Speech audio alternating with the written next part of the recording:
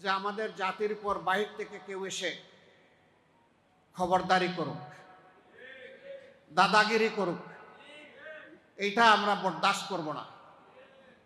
54 বছর আমাদের ভাগ্য চূড়াবালিতে হারিয়ে গিয়েছিল।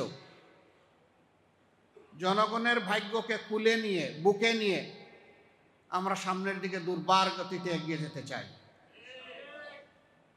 আমরা ইতিমধ্যেই ঘোষণা করেছি, বিভক্তি নয় ঐক্য, হিংসা নয় ভালোবাসা, দুর্নীতি নয় স্বচ্ছতা এবং দায়বদ্ধতা, অবিচার নয় সকলের জন্য সুবিচার, বেকারত্ব নয় হাতে হাতে কাজ। এই নিয়ে আমরা প্রিয় জাতিকে সামনের দিকে এগিয়ে নিতে চাই। আমরা আমাদের জাতির প্রতি গভীর আস্থা রাখি। জাতি, এই পুড় খাওয়া জাতি 54 বছর তারা বিভিন্ন শাসন দেখেছে। এখন জাতি মুখিয়ে আছে নতুন একটি বাংলাদেশ দেখার জন্য। অতীতের যত ময়লা আবর্জনা শাসন ব্যবস্থায় ছিল, পুরানা সেই কাসুন দিয়ে জাতি আর দেখতে চায় না।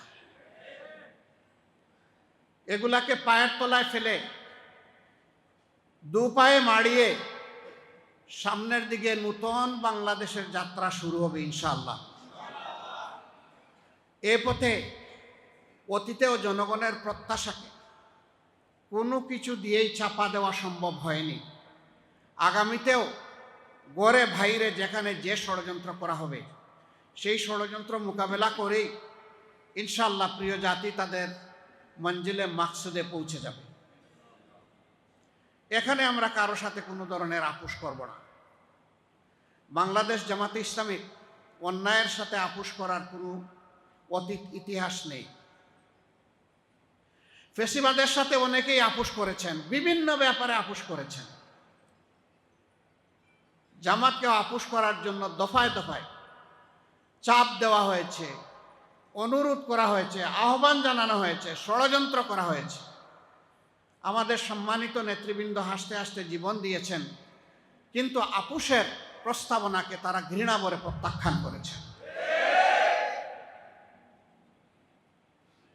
আমরা কোনো অন্যায়ের সাথে আপোষ করব না। তবে যেখানেই আমরা কল্যাণের সন্ধান পাব, যার কাছেই পাবো তাকে আমরা জড়িয়ে ধরব। আজ জাতি বৃহত্তর অক্ষের দিকে আগাচ্ছে। গরম ভাতে বিড়াল খুশি হয় না, কারণ বিড়ালের মুখ পুড়ে। জাতি যখন একটা স্বচ্ছ দুর্নীতিমুক্ত সমাজ দেখার জন্য মুখিয়ে আছে, তখন জাতিকে ভয় ভীতি সৃষ্টি করে বিভিন্ন ধরনের অপপ্রচারের মাধ্যমে সমাজে বিভেদ রেখা টেনে যারা ফেসিবাদী ছিলেন তাদেরকে নূতনভাবে তোয়াজ করে আবার বাংলাদেশকে একদল উঠে পড়ে লেগেছেন। তারা সেই পুরানা পচা আমলে ফিরিয়ে নিতে চান।